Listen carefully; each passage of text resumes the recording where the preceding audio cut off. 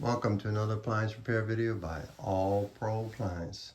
Today we're going to be working on a Whirlpool washer, and the issue and problem that they're having is an F3E1 code, and that would have to do with the water level sensor error. So I'm going to show you how to put it in diagnostic mode. We're going to go into 1, 2, 3, 1, 2, 3, 1, 2, 3. Pick 3 buttons. I would pick these 3 here.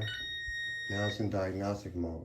So to see the error code, you want to press the 3rd button that you pressed, and you can see. And then if you want to erase the error codes, which they will not be erased if you don't take care of the problem and issue, you want to press the 3rd button and hold it down for 5 seconds. 1001, 1002, 1003, 1004, and it's out. And then to get out, I just want to show you the error code that it's doing. And then also to get out of diagnostic mode, you want to hit wash temp.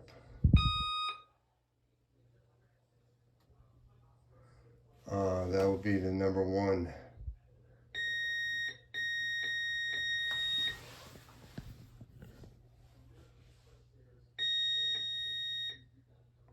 And we're out of the code. So when you have the F3E1, is referring to the water level sensor, and what you have is a levels pressure switch back here.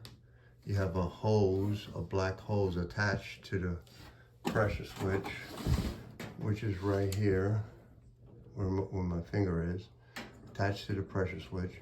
And then you have an air dome that could have dirt and all kind of residue in it that needs to be cleaned out. So we're going to check those things. I have to pull this out and take off the back panel, and I'll show you how. Okay, we're in back of the washer. To remove this washer, I have to actually climb back here. But you have to remove all these screws from the back panel. It begins here. So you remove these screws. You don't have to remove the ones with the cutout. It has 2 of them, 2 screws that will be with the cutout. You don't have to remove those. So all on the side, and you do have to remove the one in the center, and all up the other side the same way. Also remove that one in the middle. So I'm gonna do that now.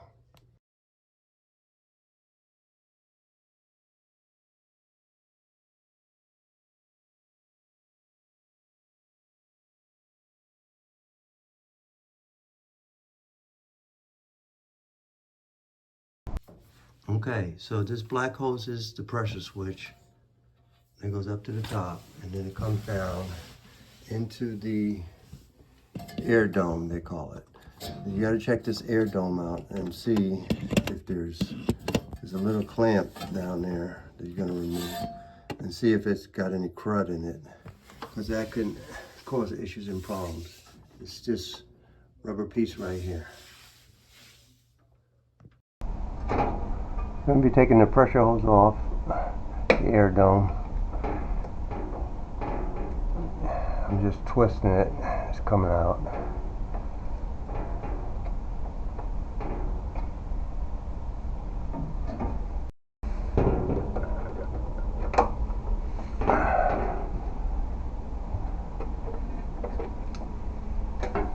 Took the clamp back a little bit and taking it off. It's got a little clip on here.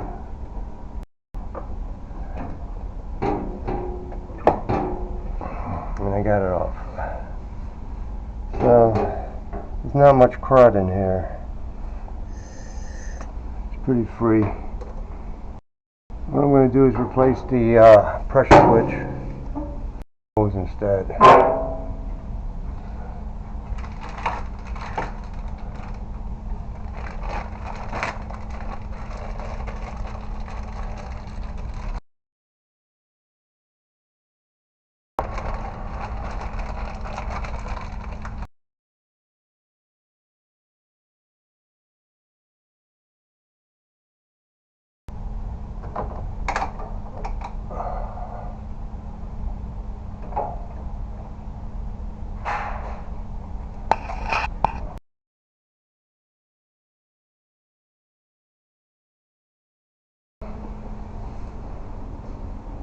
How you take this off, you just turn it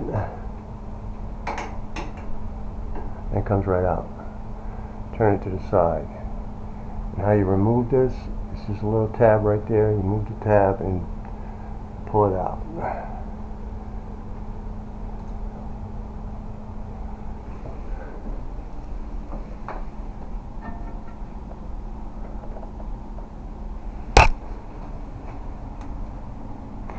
Looks like it's going around that tube.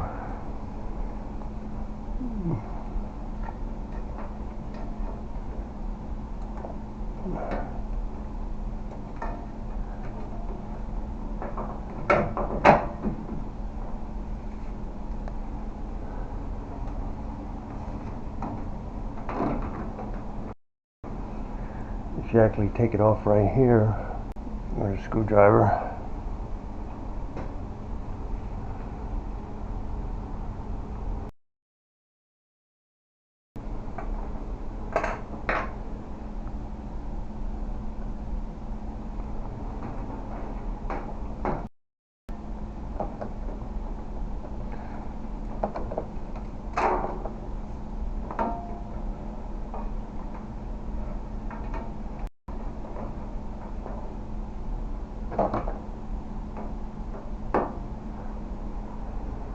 Put a new pressure switch.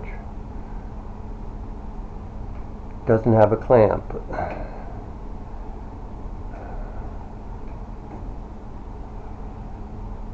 And you just insert it, and the clip goes back and locks it in. Put it sideways, and that's it. Not really a lot of dirt in there, but I cleaned it out.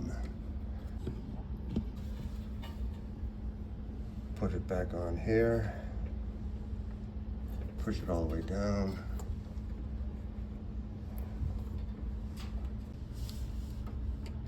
Bring a pair of pliers. And another thing you can check while you're down here is the pump trap, which is right here.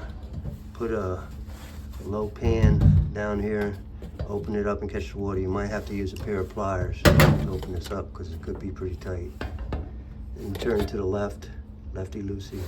So I'm gonna check that out. I loosened it with a pair of pliers. I got this oil pan under here. And you can see the water coming out. Let it drain out. See if we got anything in there. All right, I got the trap out. There wasn't much dirt in there or anything, any crud. So I'm gonna put it back in now.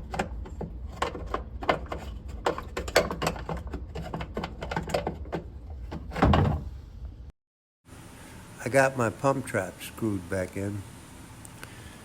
And after looking at the pump trap and the air dome, as clean as they was, I would recommend replacing the pressure switch and pressure switch hose.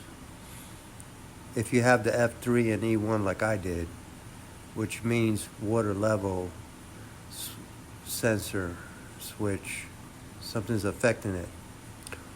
So I think it's a winner. Just replacing the pressure switch and pressure hose. Okay, we're going to put this in diagnostic mode again.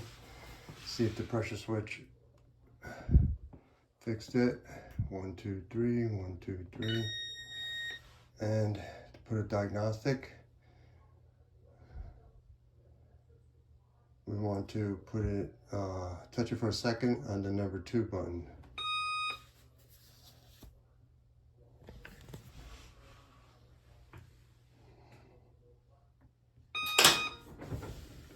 And put it into a diagnostic mode, see how it does.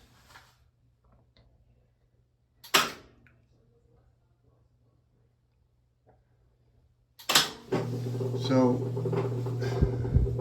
on the top hood itself here, it has a service manual in a plastic bag taped to the top panel. So, in it, you can learn how to put it in diagnostic mode.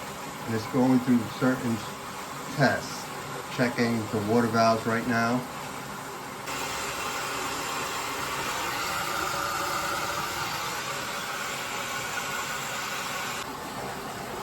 We're on C4 right now. Could be another water valve.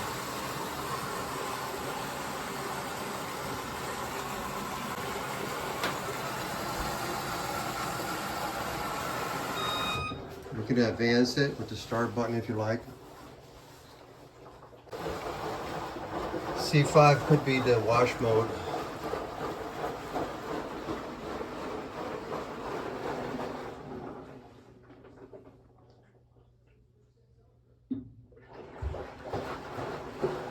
And it's moving right along. Here we go with the drain pump, C7. See, the water's going to drain out. You can hear the drain pump draining it.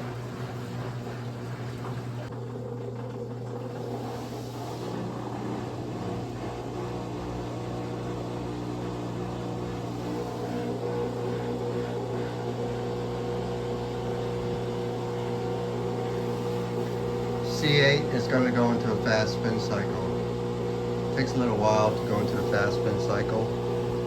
But I know that's working. I'm going to put it on drain and spin and see if we get that F3E1 code.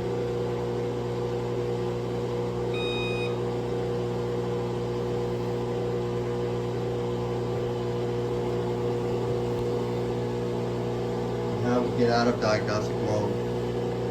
As you went 1, 2, 3 buttons, whichever ones you want to hit, I would just hit the first 3. On 1, you would hit it for a second. Or hold it for 5 seconds to get out. And that's how you get out. So it did good through diagnostic mode. No codes came up. But I'm going to try a drain and spin cycle. Hold the start button. And we're going to do a normal mode, see if the code comes up. If not, it's a fix. Well, this is a fix. I believe what fixed it was replacing the pressure switch. So if you have this type of washer, you can fix it too. Thank you for watching. Hit the like and subscribe button. I'm going to be putting up massive content. Thank you for watching. Have a wonderful day. Bye.